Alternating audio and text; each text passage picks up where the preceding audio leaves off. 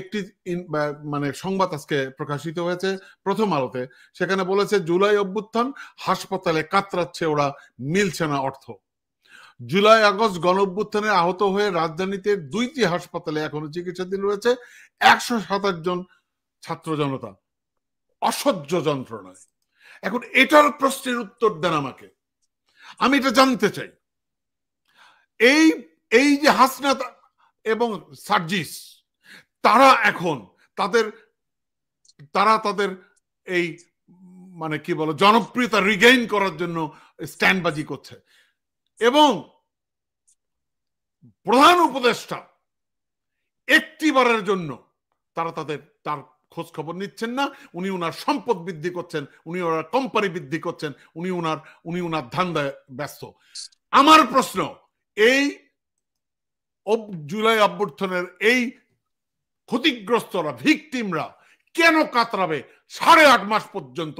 এটার জবাব আমাকে কে দেবে? সাকিব, আপনার কাছে জানতে চাই। অত্যন্ত ধন্যবাদ আপনাকে টিটো ভাই, যে আজকের আলোচনার অত্যন্ত গুরুত্বপূর্ণ একটি বিষয় আপনি আমার মানে দৃষ্টি আকর্ষণ করলেন।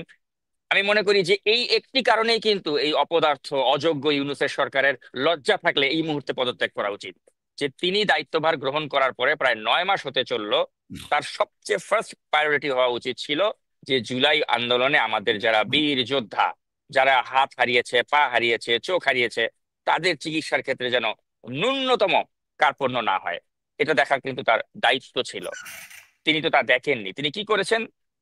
তিনি 100 কোটি টাকার একটা ফান্ড তিনি দিলেন এবং অন্যান্য বিভিন্ন সংস্থা থেকে আরো 25 কোটি টাকা, টোটাল 125 কোটি টাকা নিয়ে তিনি জুলাই শহীদ স্মৃতি ফাউন্ডেশন এটির কার্যক্রম তিনি শুরু করতে দিলেন, এবং এর মাধ্যমে তাদেরকে আর্থিক সহায়তা দেওয়ার মাধ্যমে চিকিৎসার দৃষ্টিতে তিনি একটা ঘোষণা দিয়ে মানুষের কাছে একটা প্রশংসা কুড়ালেন যে আচ্ছা, ডক্টর ইউনূসের সরকার তাহলে যারা মানে আহত হয়েছে তাদের চিকিৎসার জন্য এই ব্যবস্থা করেছে 125 কোটি টাকার।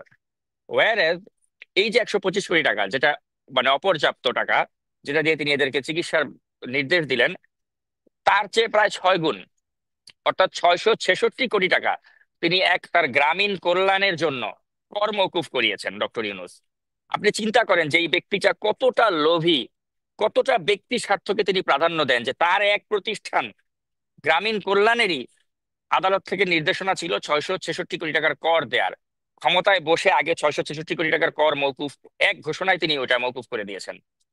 আজকে দেখেন, এই লোকটা যদি আমরা বলি যে সে নাকি খুব নির্লোভ, তার নাকি কোনো লোভ নেই, লালসা নেই, তাই যদি হতো তাহলে তো সেটা দৃষ্টান্ত লাগতে পারতো যে আচ্ছা, এই 666 কোটি টাকা আমি কর মওকুফ করেছি, এই 666 কোটি টাকা আমি গ্রামীণ কল্যাণের সিএসআর ফান্ডে মাধ্যমে আমি এই ছাত্র আন্দোলনের যারা হতাহত হয়েছে তাদের কল্যাণে আমি ব্যয় করলাম। এই গ্রামীণ কল্যাণ, সকল কল্যাণের টাকাটা, এই 666 কোটি টাকা, ডক্টর ইউনূস যদি ভালো মানুষ হতো, নির্লোভ হতো, তাহলে 666 কোটি টাকা যিনি ক্ষমতায় অপব্যবহার করে যে তিনি কর্মকুফ করলেন, এই টাকাটা তিনি কিন্তু এই সিএসআর হিসেবে গ্রামীণ কল্যাণের মাধ্যমে যদি এই ছাত্র হতাহত যারা হয়েছেন তাদেরকে দিতেন। আজকে চিন্তা করেন টিটো ভাই, একটা ছাত্র কি তাহলে আজকে আহত থাকতো, চিকিৎসাহীন থাকতো? থাকতো না কিন্তু, এই 666 কোটি টাকায় যদি তিনি দিতেন। অন্যান্য সব সুযোগ সুবিধা আমি বাদ দিলাম, ডক্টর ইউনূস আরো যেসব বেনিফিট তিনি প্রধান উপদেষ্টা হয়ে নিয়েছেন, সবকিছু আমি বাদ দিলাম, এই এক গ্রামীণ কল্যাণের তিনি যে 666 কোটি টাকার কর মওকুফ করেছেন, এই টাকাটাই তিনি যদি এই জুলাই শহীদ স্মৃতি ফাউন্ডেশনে তিনি দান করতেন গ্রামীণ কল্যাণের পক্ষ থেকে, তাহলে কিন্তু আজকে দেখেন এই ছাত্রদের, একটা ছাত্র যারা আহত হয়েছেন তাদের কিন্তু বিনা চিকিৎসায় থাকতে হতো না। কিন্তু হয়নি। কিন্তু এই ডক্টর ইউনূস একটা মোস্ট কালপ্রিট, ক্রিমিনাল, একটা লোভী লোক। আজকে তার কারণে দেখেন আমাদের এই আন্দোলনের, আমাদের শহীদ যারা ভাই হয়েছে তাদের পরিবারের সদস্যরা আর্থিক সহায়তা পায়নি, এবং যারা আহত হয়েছেন তারা সুচিকিৎসা পাচ্ছে না। আর বলা হচ্ছে ডক্টর ইউনূস নোবেল বিজয়ী, অনেক মহান। আরে কিসের মহান সে লোক? মোস্ট ধান্দাবাজ একটা লোক, যে সে 666 কোটি টাকা তার গ্রামীণ কল্যাণের কর মওকুফ করে দিয়েছে। আর আমাদের এদিকে যারা আহত হয়েছে ভাইরা বা যারা চোখ হারিয়েছে, তারা চিকিৎসার জন্য কাতরাচ্ছে, তারা অর্থ পেতে এই জুলাই ফাউন্ডেশনের দ্বারস্থ হচ্ছে, কিন্তু তারা, তাদের পরিবার সদস্যরা তারা ঠিক মতো সাহায্য সহযোগিতা পাচ্ছে না। এবং আপনি জাতীয় অর্থোপেডিক হাসপাতাল যেটা রয়েছে সেখানে খোঁজ নিয়ে দেখেন যে তাদের এই অর্থোপেডিক হাসপাতালে এখন হাসপাতালের বিছানায় কাতরাচ্ছে প্রায় 150 রোগী। এবং আমরা এই যে যে প্রতিবেদনটির কথা আপনি বললেন, বাংলা জমিনে যেটা এসেছে, সেখানে বলা হচ্ছে যে বাংলাদেশ মেডিকেল বিশ্ববিদ্যালয় সূত্র জানিয়েছে যে 400 জনের মতো জুলাই যোদ্ধা এখানে চিকিৎসা নিয়েছেন। অনেকে চিকিৎসা নিয়ে বাড়ি ফিরলেও হাসপাতালের তৃতীয় এবং চতুর্থ তলার 2টি ওয়ার্ডে এখনো 55 জন রোগী চিকিৎসাধীন রয়েছে, এবং অর্থোপেডিকে চিকিৎসা নেওয়া 1000 জুলাই যোদ্ধার মধ্যে 72 জন এখনো চিকিৎসাধীন রয়েছেন। এবং এদের অনেকেই রয়েছেন যারা কিন্তু সুচিকিৎসা পাচ্ছেন না টাকার অভাবে। আমি একজনের উদাহরণ একটু আপনাদের সামনে একটু আমি দিতে চাই এখন, প্রিয় দর্শক। গত 19শে জুলাই মিরপুর 10-এ ডান পায়ে গুলিবিদ্ধ হন সৌরভ নামে একজন, এবং সেই থেকে তিনি বিভিন্ন হাসপাতালে কিন্তু চিকিৎসার জন্য তিনি দৌড়িয়েছেন। এই সৌরভের পিতা হচ্ছেন একজন কৃষক। তিনি তার জমি বন্ধক দিয়ে 3 লাখ টাকা জোগাড় করেন, এবং গত 5 নভেম্বর থেকে এই অর্থোপেডিকে তার ছেলে তাকে তিনি ভর্তি করে রেখেছেন। এবং এই মানবজমিন পত্রিকার সাংবাদিক যখন তার খোঁজ খবর নিতে যায়, তখন তার এই ছেলের বিড়ম্বনার কথা বলতে গিয়ে কিন্তু তার এই বাবা, কৃষক বাবা, সে কান্নায় ভেঙে পড়ে। সৌরভ কান্নায় ভেঙে পড়ে, এবং গত ঈদে রংপুরে নিজের গ্রামের বাড়িতে গেলে তার এই পা ফুলে কিন্তু সে মারাত্মক ব্যথা অনুভব করে, এবং পরে আবার অর্থোপেডিকে আসলে ডাক্তার জানান যে রাজধানীর এভার কেয়ার হাসপাতালে থেরাপি নিতে হবে। এবং BMAC with PPR mixed cellular therapy নেওয়া সহ চিকিৎসার জন্য প্রায় 15 লাখ টাকা লাগবে বলে সৌরভ মানবজমিনের সাংবাদিককে জানিয়েছেন। অথচ ঋণগ্রস্ত এই জুলাই যোদ্ধা, তার এই পক্ষে কিন্তু এই 15 লক্ষ টাকা জোগাড় করা সম্ভব হচ্ছে না, এবং তার দরিদ্র পিতা অপারগতা জানিয়েছেন যে না, আমি এই 15 লক্ষ টাকা আমার পক্ষে ম্যানেজ করা সম্ভব না, যে কারণে তার যে প্রয়োজনীয় থেরাপি সেটা তিনি নিতে পারছেন না। অন্যদিকে আমাদের ডক্টর ইউনূসের মতো ধান্দাবাজ, সে তার 666 কোটি টাকা তিনি কর মওকুফ করে, সে তার আদম ব্যবসার লাইসেন্স নেয়, সে বিশ্ববিদ্যালয়ের লাইসেন্স নেয়, সে তার গ্রামীণের ওয়ালেট সেবা চালু করে, নিজের যত ধান্দা আছে সব সে করতেছে। আর এদিকে আমাদের আহত ভাই যারা রয়েছেন, যারা কাতরাচ্ছেন, 15 লাখ টাকার জন্য একজন সৌরভ, সে গুলিবিদ্ধ, তার চিকিৎসা ঠিক মতো করতে পারছে না। ডক্টর ইউনূসের কি টাইম আছে এগুলি দেখার? আমাদের এই যে হাসনাত আব্দুল্লাহ বলেন, সাজ্জিদ বলেন, তাদের টাইম আছে এই এই সৌরভের খোঁজ খবর নেওয়ার? টাইম নাই। তো এর চেয়ে লজ্জার, এর চেয়ে দুঃখের আর কি হয় ভাই? এর চেয়ে দুঃখের তো কিছু হয় না। এখন এগুলি বললে আপনাকে বলবে কি, সাকিব তোমার এত বড় ধৃষ্টতা কিভাবে, তুমি ডক্টর ইউনূসের সমালোচনা করো? ডক্টর ইউনূসের সমালোচনা করার কোনো যোগ্যতা তোমার আছে? আরে ভাই, আমার কোনো যোগ্যতা নাই। উনি নোবেল লরিয়েট, উনি অনেক বড়, অনেক বিখ্যাত ব্যক্তি, উনি যত মহামানব কাগজে কলমে, উনি তত বড় ধান্দাবাজ, তত বড় বাটপার, তত বড় ব্যক্তি স্বার্থ দেখা একজন মানুষ।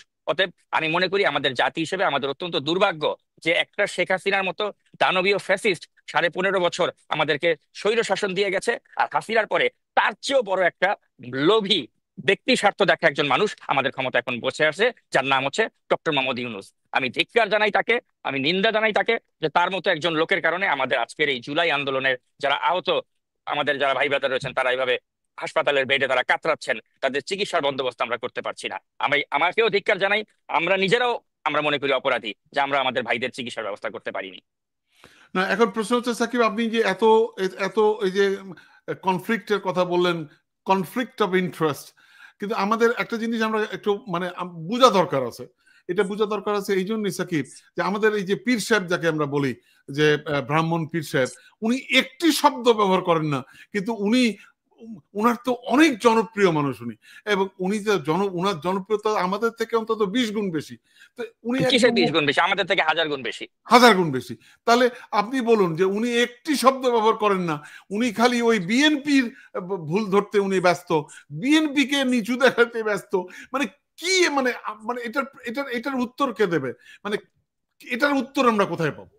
এটার উত্তরটা হচ্ছে নিহিত হচ্ছে, আপনি দেখেন ডক্টর ইউনূস যখন ক্ষমতা গ্রহণ করলো, 1 সপ্তাহ পরে সবাই আগে কিন্তু ওই ব্রাহ্মণ হ্যাঁ, পীর ডক্টর একদম ইউনূসের সমালোচনা করলো। ওই একদম। সময়ের ভিডিওগুলি আপনি একটু খেয়াল করেন না? হম, তিনি আমি জানি যেই তো। লেভেলে ডক্টর ইউনূসের সমালোচনা করতে শুরু করলেন, আমরা তো মনে করলাম যে সর্বনাশ, ডক্টর ইউনূসকে তো উনি ক্ষমতা থেকে নামায় ফেলবে এখন, হাসিনাকে যেভাবে নামাইছে।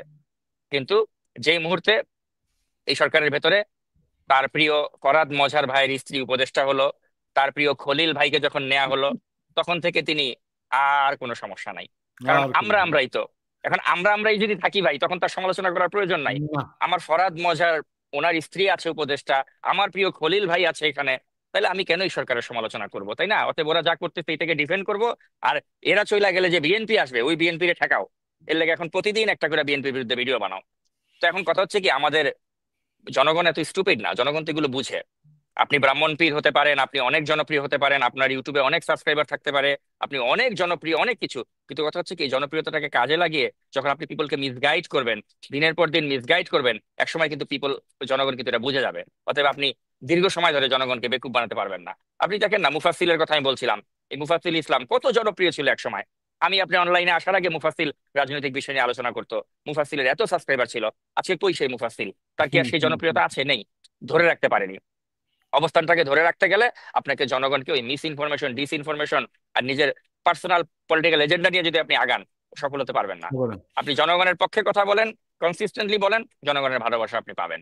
অনেক এটাই হচ্ছে কথা। ধন্যবাদ।